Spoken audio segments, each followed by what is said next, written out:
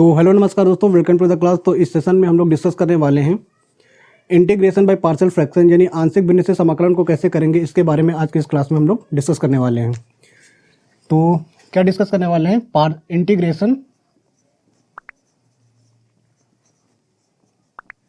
Integration by partial fraction.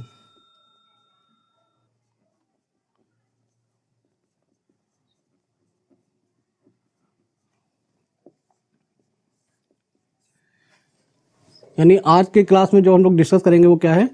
Integration को discuss करेंगे partial fraction method से। ठीक है, तो यहाँ पर सबसे पहले हम लोग ये जान लेते हैं कि पार्शियल फ्रैक्शन क्या होते हैं, या सबसे पहले हम लोग ये जान लेते हैं फ्रैक्शन क्या होते हैं। तो फ्रैक्शन की अगर बात करें, जैसे हमारे पास कोई नंबर होता है, रेशनल नंबर 5/4 लिखा हुआ है, तो ये एक प्रॉपर फ्रैक्शन नहीं है, ये क्या है? इम्प्रॉपर फ्रैक्शन है।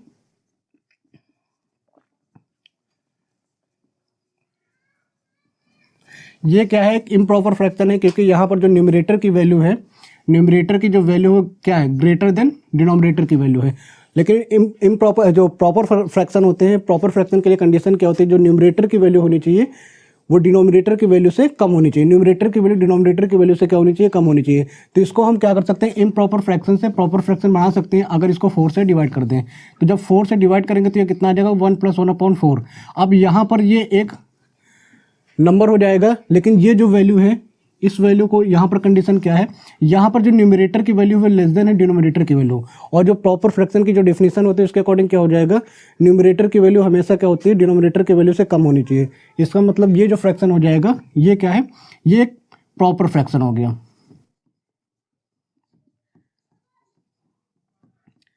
इस तरीके से हम किसी भी फ्रैक्शन को, इम्प्रॉपर फ्रैक्शन को प्रॉपर फ्रैक्शन में बना सकते हैं, अगर वो इस तरीके से दिया जाएगा। तो हम लोग यहाँ पर जो डिस्कस करने वाले हैं वो फंक्शन के बारे में डिस्कस कर रहे हैं, रेशनल फंक्शन के, यानी पार्शियल फ्रैक्शन डिस्कस करेंगे। और पार्शियल फ्रैक्शन तब डिस्कस करेंगे जब वो फंक्शन कैसा लिखा हो, रेशनल फंक्शन के बारे में दिया गया हो। जैसे हमारे पास रेशनल फंक्शन अगर दिया गया है f(x) = कुछ ऐसे लिखा जाए, px/qx के फॉर्म में। तो रेशनल फंक्शन अगर इस तरीके से लिखा जाता है तो इसका मतलब क्या होता है? जो qx क्या होना चाहिए? नॉट इक्वल टू 0 इस कंडीशन में होना चाहिए। ठीक है, अगर कोई रेशनल फंक्शन इस तरीके से लिखा गया है, ठीक है, तो कंडीशन क्या होगी? पार्शियल फ्रैक्शन से अप्लाई करने की कंडीशन क्या होती है? तो ये हमेशा याद रखना, फॉर पार्शियल फ्रैक्शन यानी आंशिक भिन्न से अगर कोई क्वेश्चन करना है, तो आंशिक भिन्न से क्वेश्चन करने के लिए सबसे पहली कंडीशन ये होती है, जो फंक्शन होना चाहिए, यानी यहाँ पर जो फंक्शन लिखा होना चाहिए वो एक प्रॉपर फ्रैक्शन होना चाहिए। क्या होना चाहिए? एक प्रॉपर फ्रैक्शन होना चाहिए। प्रॉपर फ्रैक्शन की कंडीशन क्या होती है? जो पावर ऑफ डिनोमिनेटर या डिग्री ऑफ डिनोमिनेटर लिख देते हैं, पावर लिख लेते हैं, power of denominator is always greater than होना चाहिए power of numerator. Power of numerator की वैल्यू हमेशा क्या होनी चाहिए? पावर ऑफ न्यूमरेटर की वैल्यू हमेशा कम होनी चाहिए पावर ऑफ डिनोमिनेटर की वैल्यू से। इसका मतलब क्या है कि यहाँ पर अगर पार्शियल फ्रैक्शन करने के लिए ये कंडीशन हम लोग को याद रखना है। तो जैसे हमारा यहाँ पर दिया है px/qx, तो यहाँ पर क्या बात करेंगे? Power of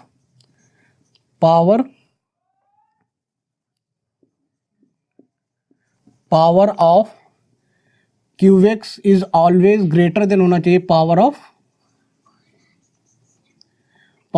qx। ठीक है, पावर ऑफ न्यूमरेटर की वैल्यू हमेशा क्या होनी चाहिए? कम होनी चाहिए पावर ऑफ डिनोमिनेटर की वैल्यू से। किसके लिए? एक पार्शियल फ्रैक्शन अगर आपको अप्लाई करना है, उसकी कंडीशन जो होती है। तो यानी अगर आपको वैल्यू दे रखी है px/qx के फॉर्म में, तो वहाँ पर जो px की पावर होनी चाहिए, px की जो डिग्री होनी चाहिए, वो qx की डिग्री से हमेशा कम होनी चाहिए। इस चीज़ को हमेशा याद रखना है। लेकिन अगर पावर ऑफ न्यूमरेटर की वैल्यू पावर ऑफ डिनोमिनेटर की वैल्यू से ज़्यादा हो जाती है, यानी यहाँ पर जो px की पावर होगी, px की जो डिग्री होगी, वो qx की डिग्री से अगर ज़्यादा हो जाती है, तो उस केस में जो फंक्शन लिखा हुआ है वो क्या है? इम्प्रॉपर रेशनल फंक्शन लिखा हुआ है। क्या है? Improper rational function. तो उसके लिए हम लोग क्या करेंगे? उसको प्रॉपर रेशनल फंक्शन में बनाएंगे। जैसे यहाँ पर इस क्वेश्चन को, ये जो नंबर लिखा हुआ है तो एक इम्प्रॉपर फ्रैक्शन लिखा हुआ है, तो इसको प्रॉपर फ्रैक्शन के लिए हमने क्या कर दिया? डिवाइड कर दिया। उसी तरीके से अगर इम्प्रॉपर कोई फंक्शन लिखा हुआ है, ठीक है, तो उस इम्प्रॉपर फंक्शन को हम लोग क्या करेंगे? डिवाइड करके क्या कर सकते हैं? उसको प्रॉपर रेशनल फंक्शन में डिवाइड कर देंगे। उसके बाद उसको रेशनल फंक्शन का यूज करके हम लोग क्या करते हैं? इंटीग्रेट कर सकते हैं। पार्शियल फ्रैक्शन का यूज़ करके हम लोग क्या कर सकते हैं, इंटीग्रेट कर सकते हैं। ठीक है, तो सबसे पहले जैसे हमारे पास एक नंबर लिखा हुआ है एक्स स्क्वायर प्लस 1/x+1। अब अगर इस फंक्शन की बात करें तो ये जो फंक्शन लिखा हुआ है ये क्या है, एक्स स्क्वायर प्लस 1/x+1। तो यहाँ पर अगर डिग्री ऑफ न्यूमरेटर देखें या पावर ऑफ न्यूमरेटर देखें तो क्या है, डिग्री ऑफ जो न्यूमरेटर वो कितनी है, या पावर ऑफ न्यूमरेटर यहाँ पर कितनी है, वो 2 है। या यहाँ पर पावर ऑफ डिनोमिनेटर की वैल्यू देखें तो कितनी है, पावर ऑफ डिनोमिनेटर की वैल्यू कितनी है, 1 है। तो मैंने जो कंडीशन बताई है, पार्शियल फ्रैक्शन अगर आपको अप्लाई करना है तो जो पार्शियल फ्रैक्शन की जो कंडीशन होती है उसके अकॉर्डिंग क्या होना चाहिए, न्यूमरेटर की जो पावर होनी चाहिए, न्यूमरेटर की जो डिग्री होनी चाहिए वो हमेशा लेस देन होनी चाहिए किससे, पावर ऑफ डिनोमिनेटर से। यानी पावर ऑफ डिनोमिनेटर यानी जो अंश की जो घात होगी वो हर की घात से हमेशा क्या होनी चाहिए, कम होनी चाहिए। या यहाँ पर ऐसे बोल दें कि जो डिनोमिनेटर की डिग्री होनी चाहिए वो हमेशा ज़्यादा होनी चाहिए किससे, न्यूमरेटर की डिग्री से। तो यहाँ पर अब तो वैल्यू यहाँ पर क्या है, न्यूमरेटर की डिग्री यहाँ पर ज़्यादा है, तो न्यूमरेटर की डिग्री ज़्यादा है तो उसके लिए क्या करेंगे हम लोग, डिवीजन मेथड का यूज़ करेंगे और इसको एक proper rational function proper fractional value में इसको चेंज कर लेंगे। तो यह प्रॉपर रेशनल फंक्शन में इसको क्या कर देंगे, चेंज कर देंगे। तो इसको प्रॉपर रेशनल फ्रैक्शन में कैसे चेंज करेंगे, तो इसके लिए हम क्या करेंगे, इसको डिवाइड कर देंगे। तो इसको डिवाइड करने के लिए क्या मेथड है, जो एक्स स्क्वायर प्लस 1 है इसको क्या करेंगे, एक्स प्लस 1 से डिवाइड करेंगे। तो एक्स प्लस 1 से जब इसको डिवाइड करेंगे तो यहाँ पर एक्स, यहाँ पर कितना एक्स स्क्वायर है, तो एक्स से अगर मल्टीप्लाई कर दे इसको तो एक्स स्क्वायर आ जाएगा, प्लस का कितना आ जाएगा एक्स, और ये माइनस का 1, ये माइनस, तो यह आ जाएगा माइनस का एक्स प्लस का 1। अभी यहाँ पर कितना है, माइनस एक्स प्लस 1 आ गया है। अब अगर इसको हम डिवाइड करें -1 से, -1 से इसको मल्टीप्लाई करें तो ये माइनस का एक्स आ जाएगा और ये माइनस का 1 आ जाएगा, तो ये प्लस हो जाएगा, ये प्लस हो जाएगा, तो ये वैल्यू कैंसिल हो जाएगी, कितना आ जाएगा 2। तो यहाँ यानी हम क्या बोल सकते हैं, यहाँ से जो एफ एक्स है, एफ एक्स को अब हम लोग क्या लिख सकते हैं, 2x-1 और x-1 प्लस 2/x+1। ये जो वैल्यू है उसको हम इस तरीके से अब प्रॉपर रेशनल फंक्शन में चेंज, रेशनल फ्रैक्शन में चेंज कर सकते हैं। तो ये जो वैल्यू आई है इस वैल्यू को क्या बोलेंगे, ये एक पॉलिनोमियल होगा, पॉलिनोमियल होगा, यानी बहुपद इसको बोलते हैं पॉलिनोमियल, पॉलिनोमियल। और ये क्या होगा, एक प्रॉपर रेशनल फ्रैक्शन है, रेशनल फ्रैक्शन हो गया। ये क्या हो गया, प्रॉपर रेशनल फ्रैक्शन हो गया। और ये जो वैल्यू होगी जो डिवाइड होने के बाद, यानी जो इसकी ये वैल्यू आई है, इस वैल्यू को क्या बोलेंगे, पॉलिनोमियल बोलेंगे। इसका भी इंटीग्रेशन हम लोग आसानी से कर सकते हैं और इसका इंटीग्रेशन हम लोग आसानी से कर सकते हैं। यानी अगर कोई फंक्शन तो आपका इस तरीके से दिया गया है कि वहाँ पर पावर ऑफ न्यूमरेटर की वैल्यू ज़्यादा है, यानी डिग्री ऑफ न्यूमरेटर या जो अंश की घात है वो ज़्यादा है, तो उस केस में हम लोग क्या करेंगे, सबसे पहले काम होगा हम लोग को उसको डिवाइड करना पड़ेगा उसके डिनोमिनेटर से, और उसको एक इस तरीके से हम लोग सिंप्लीफाई कर लेंगे, कब तक, जब तक कि वो प्रॉपर रेशनल फ्रैक्शन के फॉर्म में नहीं बन जाता है। ठीक है, उसके बाद उसको हम लोग इंटीग्रेट कर सकते हैं। तो प्रॉपर रेशनल फ्रैक्शन क्या होते हैं, प्रॉपर रेशनल फ्रैक्शन में क्या होता है कि जो न्यूमरेटर की पावर होगी वो हमेशा कम होगी न्यूमरेटर पावर ऑफ डिनोमिनेटर से, यानी जो हर की घात ज़्यादा होनी चाहिए अंश की घात से, तब वो फ्रैक्शन कैसा हो जाएगा, प्रॉपर रेशनल फ्रैक्शन कहलाएगा। और अगर ये प्रॉपर रेशनल फ्रैक्शन है तभी हम उस पर पार्शियल फ्रैक्शन अप्लाई कर सकते हैं। ठीक है, अब यहाँ पर बात करते हैं पार्शियल फ्रैक्शन कैसे अप्लाई कर देंगे। जैसे हमारे पास नंबर है, यहाँ पर कोई नंबर ले लेते हैं, प्रॉपर फ्रैक्शन ले लेते हैं, जैसे 4/5। अब ये जो पार्शियल फ्रैक्शन है इसको हम क्या कर लेंगे, डिफरेंट पार्ट में इसको ब्रेक कर देंगे। इसको क्या करेंगे, डिफरेंट पार्ट में अगर ब्रेक कर दें, जैसे इसको हम लिख दें इस तरीके से 2/5, 1/5, 1/5, या इसको -3/5, इसको इस तरीके से लिख सकते हैं। मतलब दो या अलग अलग पार्ट में इसको कर दें, कितना जाए, यहाँ पर +1 कर देते हैं। ठीक, अब यहाँ पर ये जो पार्शियल फ्रैक्शन, ये जो फ्रैक्शन लिखा हुआ है, इस फ्रैक्शन को हमने क्या कर दिया, अलग अलग पार्ट में, डिफरेंट पार्ट में क्या कर दिया, ब्रेक कर दिया है। इसी को क्या बोलते हैं, पार्शियल फ्रैक्शन। अब ये क्या है, ये इसका एक पार्ट हो गया, ये इसका एक पार्ट हो गया, इसका एक पार्ट हो गया। अब अगर इस पूरी वैल्यू को ऐड कर देंगे तो हमको यही पूरी वैल्यू मिल जाएगी। यहाँ पर क्या करेंगे, अगर इस पूरी वैल्यू को ऐड करेंगे तो ये मिल जाएगा। यानी ये जो पार्ट्स हैं, इस पार्ट्स को क्या बोला जाता है, पार्शियल फ्रैक्शन। फ्रैक्शन का ही पार्ट है तो इस वजह से क्या बोला जाता है, पार्शियल फ्रैक्शन बोला जाएगा। ठीक है, इसी तरीके से हमने क्या किया इस क्वेश्चन में यहाँ पर किया है। यहाँ पर ये जो क्वेश्चन इस तरीके से लिखा गया है, तो इस क्वेश्चन ये क्वेश्चन जो लिखा गया है इसको हमने दो पार्ट में इस तरीके से ब्रेक कर लिया। अब ये जो पार्ट है ये इस फंक्शन का एक पार्शियल फ्रैक्शन हो गया है। ठीक है। अब इसका इंटीग्रेशन हम लोग आसानी से कर सकते हैं। जैसे एक और यहाँ पर फंक्शन हम लोग देख लें, जैसे लिखा होगा एफ एक्स इक्वल टू लिखा हो हमारे पास x-1/x+1 और x+2, इस तरीके से अगर हमारा पार्शियल फ्रैक्शन लिखा जाएगा। ठीक है, तो यहाँ पर हम ये मान लेते हैं कि अगर इस तरीके से फ्रैक्शन हमारा लिखा जाएगा तो सबसे पहली जरूरी बात यह है कि जो फंक्शन हमारा दिया गया है, रेशनल फ्रैक्शन जो दिया गया है, उसको चेक करें कि क्या वो प्रॉपर रेशनल फ्रैक्शन है। तो उसके लिए न्यूमरेटर की पावर देखें कितनी 1 है, यहाँ पर डिनोमिनेटर की पावर कितनी आएगी 2 आएगी। जब इसको मल्टीप्लाई करेंगे कितनी हो जाएगी x⁴, यानी डिनोमिनेटर की पावर ज़्यादा है न्यूमरेटर की पावर से। तो यहाँ से क्या बोल सकते हैं, इसको हम ये क्या लिखा हुआ प्रॉपर रेशनल फ्रैक्शन लिखा हुआ है। अगर ये प्रॉपर रेशनल फ्रैक्शन लिखा हुआ है तब हम इस पर पार्शियल फ्रैक्शन की कंडीशन अप्लाई कर सकते हैं। तो उसके लिए क्या करना पड़ेगा, उसके लिए हम लोग को क्या लिखना पड़ेगा, इस फंक्शन को हम लोग अलग अलग इस तरीके से लिख सकते हैं x+1 और इसको अलग लिख सकते हैं x+2। इस तरीके से दो अलग अलग फंक्शन में हम लोग ब्रेक कर देंगे। अब यहाँ पर एक कांस्टेंट हम लोग ऐड कर देते हैं इस तरीके से a और b। ठीक है, अब जैसे यहाँ पर हमने क्या किया था, इसको 3 पार्ट में ब्रेक किया था, तो यहाँ पर ऊपर एक वैल्यू आ रही थी, तो ये वही वैल्यू है जो ऊपर आएगी। यहाँ पर ये 1 2 3 कुछ भी वैल्यू हो सकती है, माइनस में कोई वैल्यू हो सकती है। तो यहाँ पर इस तरीके से फ्रैक्शन को हम लोग क्या कर सकते हैं, अलग अलग फंक्शन में या अलग अलग पार्ट में हम लोग ब्रेक कर सकते हैं। अब इन्हीं पार्ट को क्या बोला जाता है, पार्शियल फ्रैक्शन बोला जाता है। ये पार्शियल फ्रैक्शन किसका है, इस वाली वैल्यू का पार्शियल फ्रैक्शन ये हो जाएगा और एक ये है। 2 पार्ट में ब्रेक किया तो पहला पार्शियल फ्रैक्शन ये हुआ और दूसरा पार्शियल फ्रैक्शन ये हो गया। अब इसका इंटीग्रेशन हम लोग को पता होता है, यानी पार्शियल फ्रैक्शन करने का रीजन सिर्फ इतना होता है कि हम उसको उस वैल्यू में ब्रेक कर लें जिसके इंटीग्रेशन हम लोग को पता है या जिसका इंटीग्रेशन हम लोग आसानी से कर सकते हैं। तो यानी अगर इस फॉर्म में अगर हमने इसको लिख दिया तो यानी इसका इंटीग्रेशन क्या कर सकते हैं, आसानी से हम लोग इंटीग्रेट कर सकते हैं इस वैल्यू का।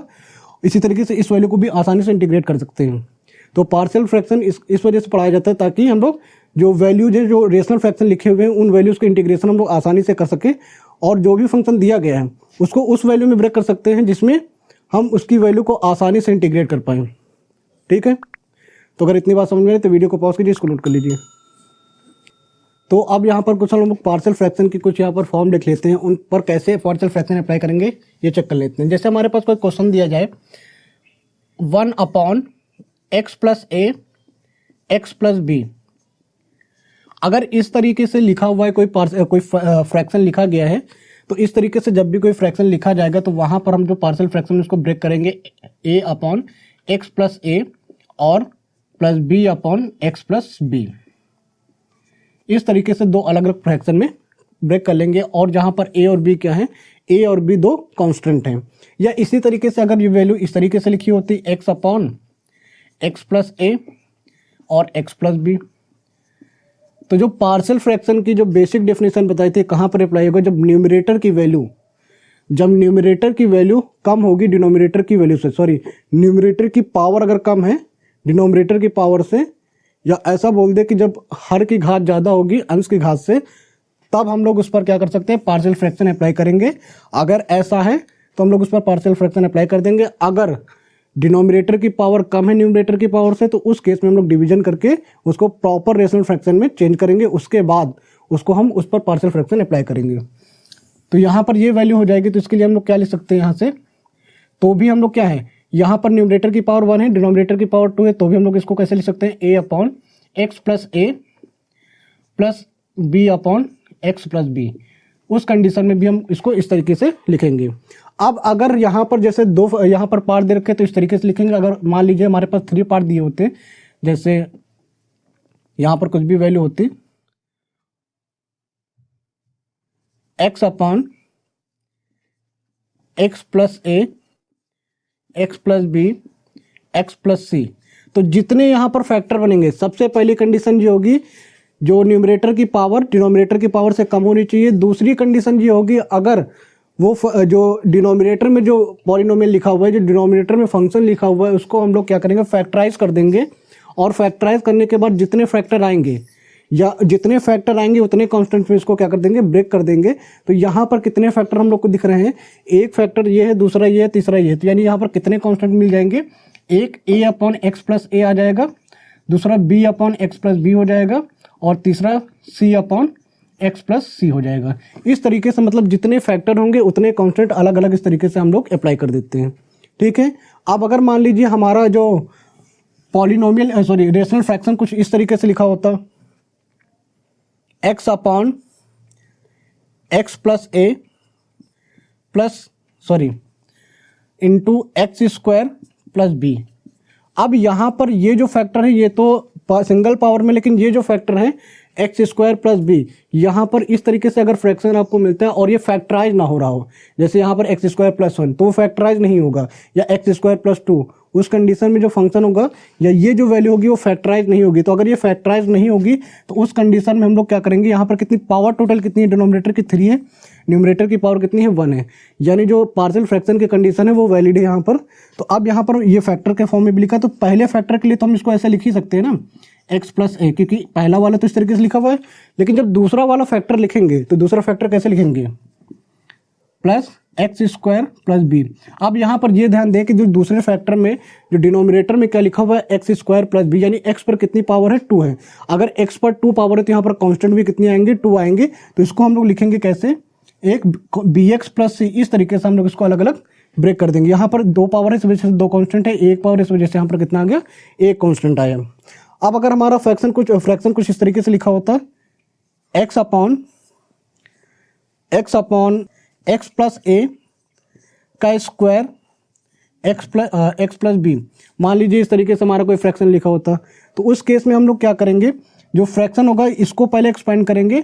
यहाँ पर ये देखें कि ये जो फैक्टर है ये कितनी बार लिखा हुआ है, ये जो फैक्टर है इस पर पावर 2 है और ये फैक्टर अलग है, तो पहले इसकी सिंगल पावर को हम लिखेंगे एक्स प्लस ए का, ये फैक्टर हो गया, और दूसरा फैक्टर कितना आ जाएगा प्लस बी अपॉन, यहाँ पर ये पूरी वैल्यू लिख देंगे, पहले सिंगल पावर में फिर क्या कर देंगे इसको इस तरीके से डबल पावर में लिख देंगे, और फिर तीसरा फैक्टर कितना है एक्स प्लस बी। अब यहाँ पर तीनों कंडीशन में क्या दिखेंगे, जिसमें ये पावर कितनी है सिंगल पावर है, तो ये जो फ्रैक्शन हो जाएगा इस तरीके से यहाँ पर लिख देंगे। ठीक है, अब अगर हमारा फ्रैक्शन कुछ इस तरीके से लिखा होता X square upon X square plus A और एक्स स्क्वायर प्लस बी। ठीक है, तो इस फ्रैक्शन को हम लोग कैसे सिंप्लीफाई करेंगे, तो हमेशा क्या करेंगे, इस फ्रैक्शन को जब भी सिंप्लीफाई करना हो, देखिए यहाँ पर न्यूमरेटर और डिनोमिनेटर की जो वैल्यूज लिखी, यहाँ पर एक्स स्क्वायर, ये भी एक्स स्क्वायर, ये भी एक्स स्क्वायर, यानी अगर एक जैसे होमोजीनियस फंक्शन के फॉर्म में यहाँ पर बन हुआ है या इस तरीके से वैल्यू यहाँ पर बन नहीं होगी, तो हम लोग यहाँ पर क्या करेंगे, ये जो एक्स स्क्वायर है, सबसे पहला काम होगा एक्स स्क्वायर को हम लोग क्या करेंगे वाई जूम कर लेंगे। एक्स स्क्वायर को जब वाई जूम करेंगे तो ये जो वैल्यू बन जाएगी कितनी आ जाएगी, Y upon y plus A और y प्लस बी। अब इसके पार्शियल फ्रैक्शन को हम लोग लिख सकते हैं आसानी से, ये जो फॉर्म है कौन सी, ये वाली फॉर्म एकदम बन जाएगी, तो यानी यहाँ से जो पार्शियल फ्रैक्शन लिखा जाएगा वो कितना आ जाएगा, a upon y plus b, y plus A plus b upon y plus b. इस तरीके से हम लोग इस तरीके पार्शियल फ्रैक्शन कर लेंगे। अब यहाँ पर a और b की वैल्यू निकालेंगे और इसके बाद y की वैल्यू रख देंगे।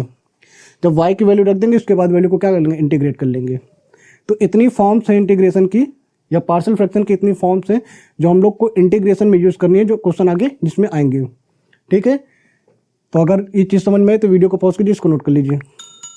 तो अब यहाँ पर हम लोग पार्शियल फ्रैक्शन पे एक क्वेश्चन देख लेते हैं। अगर हमारे पास एक क्वेश्चन दिया जाए, इंटीग्रेट आई इक्वल टू, हमारे पास इंटीग्रेशन दिया हुआ है 1 upon X square plus 5x और प्लस का 6, इसके इंटीग्रेशन की, इसका इंटीग्रेशन करने के लिए दिया जाए। तो इसका इंटीग्रेशन करने के लिए सबसे पहला हम लोग ये चेक कर लेंगे कि क्या नीचे जो डिनोमिनेटर में वैल्यू लिखी हुई है उसकी पावर न्यूमरेटर की पावर से ज़्यादा है। तो यहाँ पर सबसे पहले कंडीशन, अगर न्यूमरेटर की पावर देखें तो 0 है, क्योंकि यहाँ पर कोई वेरिएबल x नहीं है। तो यानी अगर x नहीं है तो उसको क्या लिख सकते हैं, पावर 0 हो जाएगी। और यहाँ पर डिनोमिनेटर में पावर देखें तो x पर कितनी पावर है 2, तो यानी न्यूमरेटर की पावर और डिनोमिनेटर की पावर से क्या है, कम है, यानी p and power of numerator is less than क्या है, पावर ऑफ डिनोमिनेटर। अगर ये कंडीशन है दैट मीन्स इसको हम क्या बोल सकते हैं, ये जो फ्रैक्शन लिखा हुआ है ये एक प्रॉपर रेशनल फ्रैक्शन लिखा हुआ है। अब इस पर क्या कर सकते हैं हम लोग, पार्शियल फ्रैक्शन अप्लाई कर सकते हैं। तो पार्शियल फ्रैक्शन अप्लाई करने की जो दूसरी कंडीशन होती है उसके अकॉर्डिंग हम लोग क्या बोल सकते हैं, उसके अकॉर्डिंग हम क्या करेंगे, जो डिनोमिनेटर में वैल्यू लिखी जाएगी इस डिनोमिनेटर की वैल्यू को हम लोग फैक्टराइज करेंगे। क्या कर देंगे, फैक्टराइज करेंगे, यानी इसका गुणनखंड कर देंगे। तो इसका जो गुणनखंड आएगा वो कितना आ जाएगा, आई इक्वल टू क्या लिख सकते हैं इसकी जगह पर, ये जो वैल्यू लिखी है इसको लिख सकते हैं, मल्टीप्लाई करने पर कितना होना चाहिए, 6 होना चाहिए, और ऐड करने पर यहाँ पर प्लस लगाओ, यानी ऐड करने पर कितना आना चाहिए, 5। तो ऐसे दो नंबर जिनका मल्टीप्लिकेशन 6 होता है और एडिशन कितना होता है 5, तो 3 2 जा 6, यानी 2 ऐसे नंबर हैं जिनका मल्टीप्लिकेशन कितना होता है 6 होता है और एडिशन 5 होता है। तो एक आएगा x+2 और दूसरा कितना आ जाएगा x+3। तो जब इस वैल्यू को मल्टीप्लाई करेंगे तो ये वैल्यू हम लोग को वापस मिल जाएगी। यानी ये कितने फैक्टर यहाँ पर बन गए, इस तरीके से यहाँ पर 2 फैक्टर हम लोग को मिल गए हैं। अब क्या करेंगे, इसका इंटीग्रेशन करने के लिए सबसे पहला काम क्या होगा, इसको हम लोग क्या कर दें, पार्शियल फ्रैक्शन के फॉर्म में लिख दें, यानी आंशिक भिन्न के फॉर्म में इसको लिख दें। तो अगर इतनी वैल्यू का हम पार्शियल फ्रैक्शन करें तो इसका पार्शियल फ्रैक्शन के फॉर्म में इसको कैसे लिखेंगे, इन पार्शियल फ्रैक्शन फॉर्म इसको कैसे लिख सकते हैं, ये जो वैल्यू हो जाएगी 1/x+2 x+3 इसको लिख सकते हैं। पावर 1 है तो यानी a/x पर पावर कितनी है 1 है तो यानी a/x+1 आ जाएगा। जो पहली फॉर्म मैंने पढ़ाई थी वही है, सॉरी x+2 है यहाँ पर, प्लस b/ कितना आ जाएगा x+3, ये वैल्यू आ जाएगी। अब क्या करेंगे, यहाँ पर इस तरीके से वैल्यू अगर दे रखी तो इसको सबसे पहला काम क्या कर देंगे, एलसीएम यहाँ पर कर लेंगे और ये जो वैल्यू आ जाएगी x+2 आ जाएगा और x+3 आ जाएगा। इसी तरीके से यहाँ पर कितनी वैल्यू आ जाएगी x+3 bx+2, ये वैल्यू आ जाएगी। यहाँ पर कितना आ जाएगा 1/x+2 x+3, तो ये वैल्यू ये वैल्यू ये वैल्यू ये वैल्यू कैंसिल हो जाएगी, यानी इक्वेशन कितनी आ जाएगी 1 = ax+3 + bx+2, ये वैल्यू आ जाएगी। अब हमें यहाँ पर a और b की अगर वैल्यू निकालनी है तो a और b की वैल्यू निकालने का तरीका क्या है, एक बार जब इसको 0 करेंगे यानी x+2 को अगर 0 कर दें तो यहाँ से x = कितनी वैल्यू आ जाएगी -2, और -2 अगर पूरी इक्वेशन में रख देंगे तो 1 = कितना आ जाएगा a -2 + 3 + b -2 + 2, तो यहाँ पर वैल्यू कितनी आ जाएगी, ये आ जाएगा 1 = a की वैल्यू आ जाएगी, प्लस में ये 1 आ जाएगा तो प्लस का a हो गया, और यहाँ पर कितना आ जाएगा b वाला 0 हो जाएगा, तो b की वैल्यू कितनी आ जाएगी 1। तो हम लोग को b की वैल्यू मिल गई। अब इसी तरीके से हम इस वाले टर्म को भी 0 किया तो b की वैल्यू, सॉरी a की वैल्यू मिली है यहाँ पर। जब इस वैल्यू को 0 किया तो a की वैल्यू मिली, अब इस वैल्यू को 0 करेंगे तो b की वैल्यू मिल जाएगी। तो इसके लिए क्या करना पड़ेगा, हमें x+3 को क्या कर देते हैं 0, तो यहाँ से हम लोग को क्या मिल जाएगा x = -3 मिल जाएगा। अब अगर x = -3 इस इक्वेशन में पुट कर दें 1 = कितना आ जाएगा a -3 + 3 + b -3 + 2, तो ये वैल्यू कितनी आ जाएगी, यहाँ से ये टर्म तो हो जाएगा 0 यहाँ पर, और ये टर्म कितना आ जाएगा माइनस का b, तो b की वैल्यू कितनी आ जाएगी -1। तो a और b दोनों वैल्यू हम लोग को मिल चुकी है। यानी इस फ्रैक्शन को हम लोग किस तरीके से लिख सकते हैं, यानी 1/x+2 x+3 = कितना आ जाएगा, a की वैल्यू आई है 1, तो इसको लिख सकते हैं 1/x+2 और माइनस का b की वैल्यू कितनी आई, 1 आई है, माइनस का तो प्लस और -1 माइनस हो जाएगा, और इसकी जगह पर क्या लिख सकते हैं x+3। बस इस इक्वेशन में मैंने a और b की वैल्यू रख दी, तो a की वैल्यू रखेंगे तो ये टर्म आ जाएगा, b की वैल्यू -1 रखेंगे +1 और -1 कितना आ जाएगा, ये वैल्यू आ जाएगी। अब हम लोग को यानी अब अगर इसका इंटीग्रेशन करना है, इसका मतलब क्या है, इसको इंटीग्रेट कर दें, तो जब इस पर इंटीग्रेशन अप्लाई करेंगे तो x+2 x+3 dx, तो ये वैल्यू कितनी आ जाएगी, इंटीग्रेशन 1/x+2 x+3 dx, ये इंटीग्रेशन की फॉर्म बन जाएगी। अब इसको अगर अलग अलग इंटीग्रेट कर दें, integration 1/x+2 dx minus integration 1/x+3 dx, तो अब ये जो फॉर्म बनी हुई है इस फॉर्म का इंटीग्रेशन हम लोग आसानी से कर सकते हैं। तो इसका इंटीग्रेशन कितना आ जाएगा, log mod x+2, क्योंकि 1/x का इंटीग्रेशन कितना होता था, log x होता था, तो यहाँ पर x प्लस कितना है 2 है, तो यहाँ पर कितना आ जाएगा x+2, और x का कोफिशिएंट 1 है तो 1 से डिवाइड करेंगे तो कोई फर्क यहाँ पर नहीं पड़ेगा। सेम केस यहाँ पर भी करेंगे, कितना आ जाएगा log x+3, ये वैल्यू हो जाएगी, और एक साथ में क्या आ जाएगा, इंटीग्रेशन कांस्टेंट c आ जाएगा। तो यानी इस पर हम लोग क्या अप्लाई कर सकते हैं, लॉग के कंडीशन, लॉग के प्रॉपर्टी अप्लाई कर सकते हैं। तो अगर log m minus log l लिखा हुआ है तो इसको हम लिख सकते हैं log m/n, इस तरीके से प्रॉपर्टी अप्लाई कर सकते हैं। तो यहाँ से प्रॉपर्टी जब अप्लाई करेंगे कितना आ जाएगा, log mod x+2 x+3, ये यानी इसका इंटीग्रेशन की वैल्यू आ जाएगी। ठीक है, तो इस तरीके से हम लोग यहाँ पर इंटीग्रेशन कर सकते हैं। तो क्या क्या यहाँ पर एक बार फिर से देख लेते हैं। हमें ये क्वेश्चन दिया गया था और मैंने बोला था कि अगर पार्शियल फ्रैक्शन अप्लाई करना है तो कंडीशन जो होती है कि power of numerator is always less than power of denominator, यानी आंशिक भिन्न अगर अप्लाई करना है तो उसके लिए न्यूमरेटर की घात जो होनी चाहिए कम होनी चाहिए डिनोमिनेटर की घात से, यानी अंश की घात हर की घात से कम होनी चाहिए। तो ये कंडीशन यहाँ पर है, जहाँ पर अंश की घात कितनी है, 1 है, 0 है, और हर की घात कितना है, 2 है। ये कंडीशन सही है नहीं। तो सबसे दूसरी कंडीशन क्या होगी, उसको फैक्टराइज कर देंगे, गुणनखंड कर देंगे, तो गुणनखंड यहाँ पर कितने आ जाएगा, x+2 और x+3 आ गए। अब इसको पार्शियल फ्रैक्शन में अलग अलग लिखेंगे तो कितना आ जाएगा, x+2, ये एक a/x+2 कर दिया, b/x+3 कर दिया, और जब इसको इस तरीके से एलसीएम करके सिंप्लीफाई करेंगे तो न्यूमरेटर की वैल्यू दोनों साइड से क्या हो जाएगी, कैंसिल हो जाएगी। एक बार यहाँ पर इस वाली वैल्यू को 0 किया तो यहाँ से x की वैल्यू इतनी आ गई, पूरी इक्वेशन में रखेंगे तो यहाँ से a की वैल्यू कितनी आ गई, 1 आ गई। और दूसरी कंडीशन में यहाँ पर क्या किया है, इस टर्म को हमने 0 किया है तो x की वैल्यू ये आ गई, और जब x की वैल्यू ये यहाँ पर रखेंगे तो यहाँ से किसकी वैल्यू आ जाएगी, b। x की वैल्यू अगर ये पूरी इक्वेशन में रख देंगे तो यहाँ से किसकी वैल्यू आ जाएगी, ये b की वैल्यू आ जाएगी। अब a और b की दोनों वैल्यू यहाँ पर अगर रख दें तो ये जो वैल्यू कुछ इस तरीके से मिल जाएगी। अब ये जो फॉर्म लिखी हुई है क्या, एक पार्शियल फ्रैक्शन फॉर्म है। अब इसको क्या कर देगा, इंटीग्रेट कर देगा, यानी इसको इंटीग्रेशन करने का मतलब इसका इंटीग्रेशन, तो अगर इस पर इंटीग्रेशन अप्लाई कर देंगे तो हमको ये वैल्यू यहाँ से मिल जाएगी। तो इसका अलग अलग इंटीग्रेशन कर देंगे, इसका इंटीग्रेशन कितना आ जाएगा, log में x+2, और इसका इंटीग्रेशन कितना आ जाएगा, log में x+3 आ जाएगा। फिर log की कंडीशन जो होती है log m minus log n वाली, तो log mn होता है, m/n हो जाएगा। तो यहाँ से क्या लिख दिया, log m/n। तो इस तरीके से इसका सॉल्यूशन हो जाएगा। तो जितने भी पार्शियल फ्रैक्शन होंगे उनके लिए इतनी कंडीशन हम लोग को पता होनी चाहिए, ठीक है। तो अगर ये क्वेश्चन समझ में आए तो वीडियो को पॉज कीजिए और इसको नोट कर लीजिए। तो नेक्स्ट क्लास में हम इस टॉपिक से रिलेटेड कोई क्वेश्चन को और सॉल्व करेंगे। तो आज की क्लास में बस इतना ही, मिलते हैं नेक्स्ट क्लास में, तब तक के लिए स्टे सेफ।